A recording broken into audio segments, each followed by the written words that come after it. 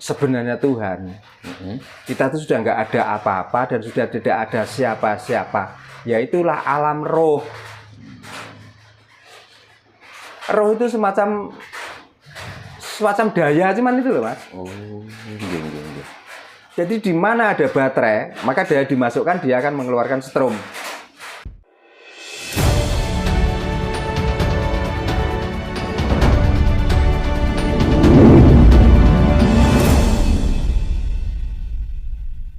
Nah, ini cerita lagi, Pak. Bahwa tadi Pak Darno mengatakan bahwa Tuhan itu senangnya kan hidup. Nah, ada lagi bahwa ketika orang itu berangkat haji, ya, beliau itu justru malah lebih senangnya itu mati di sana. Itu kenapa Pak itu? Gimana tanggapan Pak Darno? Itu cuman apa ya? Cuman bahasa bagi orang-orang yang masih hidup kok. Sekarang gini aja, belajarlah kapitayan, belajarlah agama. Sampai mentok spirit sampai ke situ. Di saat di sana melakukan ibadah itu dan tiba-tiba di sana lemah dan napas kita sesak. Pertama kali yang diminta tolong siapa? Aku langsung, Tuhan cabutlah nyawa saya karena saya sudah siap. Apakah dokter? Kalau mendatangkan dokter artinya dia tetap milih hidup daripada mati walaupun di sana. Itu bahasa orang-orang yang pulang masih sehat. Bagi orang-orang yang sudah mati di sana tersiksa. Saenak-enak wong mati Mas In. Niku enak neno omahe dhewe digepung keluargane dhewe. Tapi bagi mereka itu suatu kebanggaan ya Pak, bisa mati di sana itu. Nah yang bangga itu yang hidup, yang bisa pulang ke sini. Wes toh, jujur wae. Jujur saja. Di sana sudah dirawat, di sana sudah banyak orang yang mengelilingi orang-orang yang seiman. Karena orang yang mau mati, hatinya itu masih waras, perasaannya masih utuh. Saya juga pengen tahu orang-orang, kecuali orang-orang yang sudah mungkin buta dan putus asa sampai lehernya digantung, ditali. Kecuali orang-orang itu. Orang yang dari awal sudah mengatakan bahwa Tuhan bersama kita, kita selalu dilindungi. Dikala mendekati vonis mau dijatuhi hukuman mati, masih minta di SP3 kan, dan lain sebagainya, itu masih ada pembelaan supaya kematian itu bisa digagalkan. Kok enggak langsung? Saya sudah ikhlas dan saya yakin bahwa saya itu mau ke sana. Sudah, kalau mau dibunuh karena saya memilih mati daripada hidup. Kok enggak begitu toh? Jangan membicarakan tentang mati, karena kita sudah membicarakan tentang mati. Kita tuh putus perjalanan hidup hari ini. Walaupun kita nanti hidup kembali, tapi kehidupan yang sekarang itu lupa dengan kehidupan yang akan datang. Itu loh masalahnya. Ini ada titipan pertanyaan dari teman-teman, Pak, bahwa menurut pemahaman Jawa dan Pak Darno kan sering mengatakan bahwa sebetulnya alam akhirat itu kan tidak ada, gitu. Kalau menurut pemahaman Jawa, Pak Darno, ada, kenapa nggak ada? Ketika roh keluar dari jasad, gitu. Itu tempat roh itu ada di mana, Pak? Nah, ini pertanyaan dari tempatnya di awang-awang, uwung-uwung yang otak manusia tidak bisa menembus, tapi hati kita bisa merasakan. Otak manusia tidak menembus awang-awang, uwung-uwung itu. Karena orang yang tanya seperti itu, dikala dijelaskan, dia tidak menolak juga, dia juga menolak.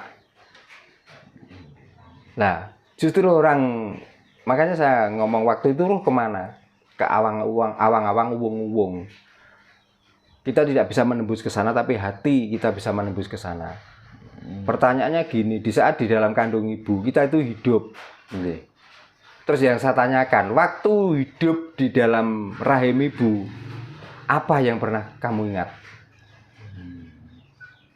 Karena di situ walaupun ada jasad, tapi dia masih di dalam alam roh, karena jasad belum mempunyai kekuatan apapun. Coba 9 bulan 10 hari. Kalau makan dia makan apa waktu itu? Kalau menghirup udara dari mana? Pernahkah ingat? Ya itulah alam roh. Lah roh itu rasa. Makanya orang Jawa kalau mau medar semua keseluruhan bisa. Tapi itu pun cuman hanya seperti gambaran tapi bisa dirasakan. Makanya masuklah ke alam rasa supaya kamu tahu nanti rohmu itu kemana. Gitu. Caranya Pak untuk bisa masuk ke alam rasa itu seperti apa? Kan metodenya banyak. Nggih. Kan ada cara kita itu bersemedi, ada cara kita itu bermanekung. Di saat otak dan hati kita sudah menemukan kebahagiaan dan kita sudah menemukan tentang sebenarnya Tuhan, kita itu sudah nggak ada apa-apa dan sudah tidak ada siapa-siapa. Yaitulah alam roh. Roh itu semacam daya cuman itu loh Mas. Oh, iya. Jadi di mana ada baterai, maka daya dimasukkan dia akan mengeluarkan setrum. Di saat setrum itu sudah hilang, pertanyaannya, yang tinggal itu baterainya apa setrumnya? Saya tanyakan lagi sekarang yang paling mudah. Kita ngomong listrik dengan tegangannya yang sekian dan sekian. Itu kan sudah diolah oleh manusia. Yang saya tanyakan setrumnya itu loh. Di saat listrik ini mati dari pusat, kemana arah setrum itu? Mungkin yang kita bicarakan tentang dinamonya mati. Tapi di saat dinamo ini hidup, yang dinamakan setrum itu apa? Rasa apa setrumnya? Kan rasa toh? Di saat kita setrum, yang nyetrum itu apa coba? Mau antara kabel ada setrumnya dan tidak itu sama. Tapi di saat ada setrumnya kok kita bisa ke setrum bisa kejet-kejet, apa yang membuat kejet-kejet? Berarti berkesinambungan karena adanya benda basah yang di situ bisa dialiri dan di benda basah itu ada rasa, maka kita kejet-kejet adalah yang kesetrum rasa kita. Itu jawabannya. Lah kurang puas. Ya silakan datang nanti itu pun belum menentukan roh yang sebenarnya, tapi kita berkeyakinan bahwa roh itu seperti itu.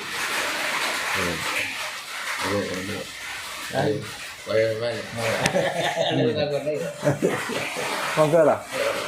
Nah, ini lagi Pak. Terkait amal jariah ini sudah menjadi rahasia umum Pak Dano. Kan banyak sekarang itu kan orang amal jariah mengatasnamakan orang yang sudah mati ya kan. Nah, seberapa besar efek amal jariah seorang bagi orang yang sudah mati Pak? Nah, itu jawabannya aku bingung, makanya aku ora tahu mati. Terus aku nerangno piye. Niki lak prasangka kita yang hidup niki, Pak. Sebenarnya. Bagi orang yang mati, tanyakan orang yang sudah mati, nyampe sana enggak? Gitu loh. Makanya urip iki ngukir uripe dhewe-dhewe. Mana mumpung urip iki ngamal supaya engko nek mati niku ora kelangan amal. Misalnya ini harus diluruskan Pak terkait dengan kan banyak orang-orang yang sekarang. Diluruskan, mengke kalau diarani sesat malih. Jadi nggak enak.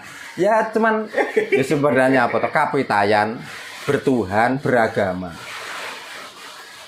Itu kan sebenarnya cuman prasangka kita saja toh. Tapi perilaku tidak bisa bohong loh. Makanya kalau orang sudah berkapitayan, orang sudah beragama, orang yang sudah bisa katakan menemukan Tuhan dan lain sebagainya, bisa dilihat dari perilaku. Kalau hanya ucapan itu cuman angan-angan. Lah perilakunya mencerminkan orang beragama, orang bertuhan, berkapitayan atau enggak. Gitu loh. Karena orang yang bertuhan, berkapitayan itu orang yang sudah nyampe ke rasa.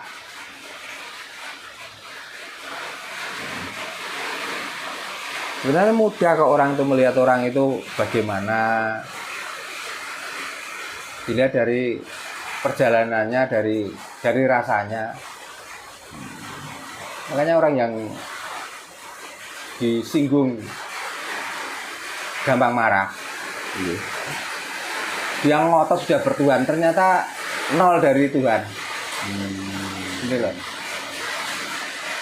Orang yang sudah membaca kitab ini dan itu sudah diadopsi dalam hatinya. Tapi begitu ada orang yang mempunyai pemahaman lain, dia gampang menyalahkan. Berarti dia jauh dari Tuhan dan jauh dari rasa. Itu tandanya. Ini menurut survei, Pak. Ya. Orang yang tidak terkait dengan agama Ya. adalah orang yang cerdas dan sadar. Bahkan enggak kadang. Gimana? Orang yang tidak terikat dengan agama Ya. adalah orang yang cerdas dan sadar. Bahkan enggak. Tergantung rasanya. Maksudnya seperti apa, Pak? Ya, begini. Walaupun nggak bertuhan yang pada umumnya, Iya. tapi merasa Tuhan itu sudah kasaliro atau sudah menjadi satu pada dirinya. Dia adalah aplikasi dari Tuhan. Nggih. Dari rasanya dia lakukan, dia laksanakan, dia kerjakan. Maka dia akan cerdas dengan sendiri. Tidak berdasarkan undang-undang yang ditulis, yang ditetapkan. Karena undang-undang yang ditulis yang ditetapkan itu undang-undang kaku. Tapi kalau undang-undang rasa, nggak mungkin. Contohnya gini, undang-undang yang ditetapkan oleh agama Oke. mengatakan bahwa ada salah satu binatang yang dilarang. Jangankan untuk kita tolong, kita bersentuhan saja dilarang, nggak boleh. Itu kalau ketentuan dari kitab yang sudah dipatenkan. Tapi kalau memakai kitab rasa, karena kita kasihan ini sama-sama makhluk hidup, maka terketuk hatinya untuk memberi makan, menolong supaya dia hidup. Walaupun kalau dia hidup, dia akan menggigit kalau anjing. Kalau ular akan nyembur. Tapi karena kita punya rasa, akhirnya bagaimana supaya hewan ini bisa melangsungkan hidupnya. Berarti kan ketukan rasa. Berarti dia orang cerdas. Tanpa diajari oleh agama. Makanya kitab yang ditulis itu sebenarnya hanya pedoman. Pedoman di mana kita butuh. Tapi kalau rasa di mana saja kita harus pegang, harus pakai kitab rasa itu. Maka yang dibicarakan Gus Dur, kitab yang sebenarnya tanpa tinulis tapi iso diwaca, itu yang dimaksud Gus Dur adalah kitab rasa yang ada di dalam diri kita. Kalau sudah nyampe situ, dianggap orang nggak bertuhan, dianggap orang ateis, dianggap orang apa, silahkan orang lain melihat. Tapi kan kita bertuhan tuh. Maka kita supaya ayo waras, maksudnya ayo kita pakai rasa. Jadi tidak terdogma oleh kitab yang tertulis. Supaya kita nggak kaku. Campur motor sembah. Rayu. Rayu. Rayu. Tiga